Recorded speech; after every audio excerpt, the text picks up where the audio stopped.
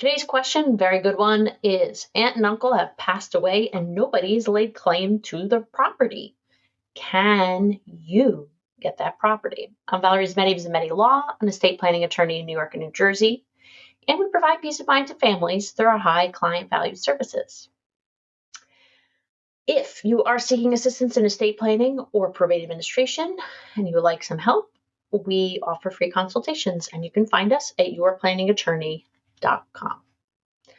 Speaking of value, we're also here to educate everyone for free. So please drop your questions and share. So together we can help some folks along the way. Now I'm going to do this in two parts. One is if you are a family member, right? This question came from obviously a niece or a nephew. And two, if you are not a family member. All right. Now, based on the way the question is asked, we are going to respond as if there's no valid estate plan, like a will or a trust, naming specific beneficiaries. Okay. Now, the easiest way to gain access to a property is to be what's called an heir at law. Now, how do you know if you're an heir at law? This is determined by state intestacy laws. INTESTACY, intestacy laws.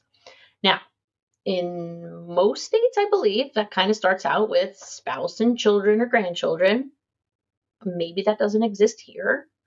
Then it could be living parents or then siblings.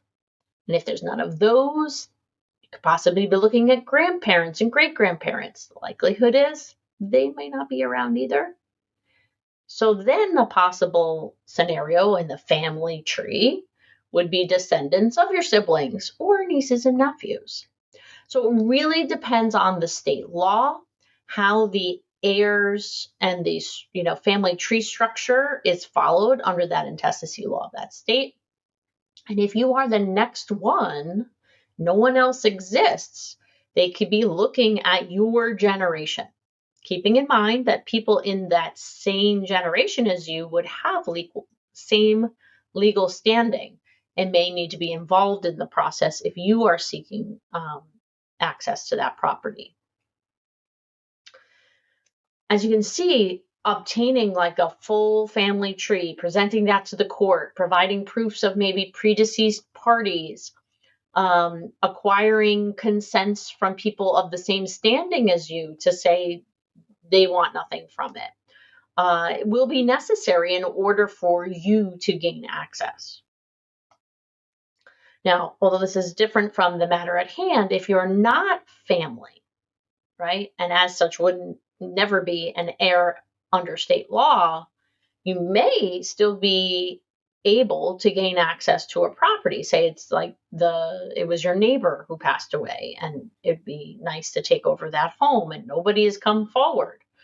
I've heard of this happening. And the key is there's a really big caveat, right? You have to do that same due diligence relative to the family genealogy of the decedent, perhaps without any personal knowledge. So it could take a lot of digging and doing to determine that there's maybe no heirs alive, and or locating heirs to get their sign off that they have no wish to take part in the process or have access to these assets, etc. The court is going to certainly want to see all of that information. It's a due diligence process, essentially. I think, in my belief, I think the court and the state alike would really probably prefer even someone outside of the family who's interested in the property to keep it going and to take care of it is preferable to the property basically passing to the state under what we call a sheet process, sheeting, meaning it passes to the state because it's laying dormant with nobody to claim it. And of course, the state then acquires additional expenses, right? There's property taxes, trying to transition it and sell it. If they have a potential person already present willing to do this process and go through that for the property, I think both the court and the state would prefer that, assuming that all of the due diligence is done properly, accurately, and can be shown. It's a good idea to seek some assistance when you're going through this process, as it can get complicated.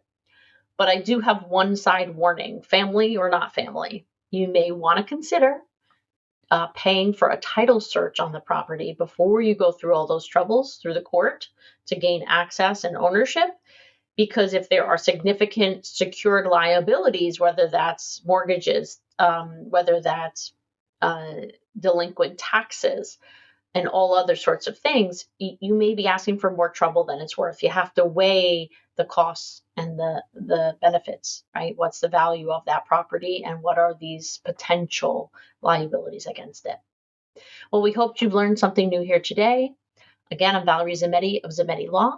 We're an estate planning practice in New York and New Jersey. If you are seeking assistance in either estate planning or probate administration, you can reach out for a free consultation at yourplanningattorney.com.